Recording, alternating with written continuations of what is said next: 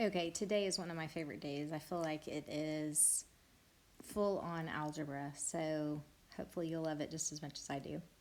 We're going to be verifying identities, and what that means is we're going to be working with one side of the equation. I know when you've solved equations in the past, whatever you do to one side, you do to the other. Well, you're not going to approach it that way. You're going to just focus on one side of the equation.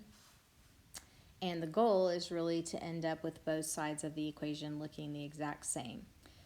So let's look at number one. Many times there's a more complicated side. So if I was looking at number one, I would say the left side is a bit more complicated.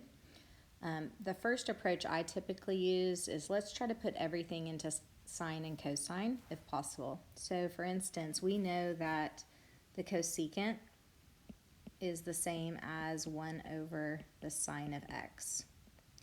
We know that tangent is the same as the sine of x over the cosine of x. And I'm just going to work on this left side.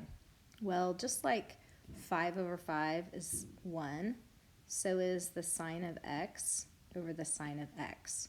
So I can deal with fractions just like I always have. This is going to leave me with 1 over the cosine of x. And we know that 1 over the cosine of x is the same as the secant of x. Well, notice that's exactly what I was trying to verify on the right side.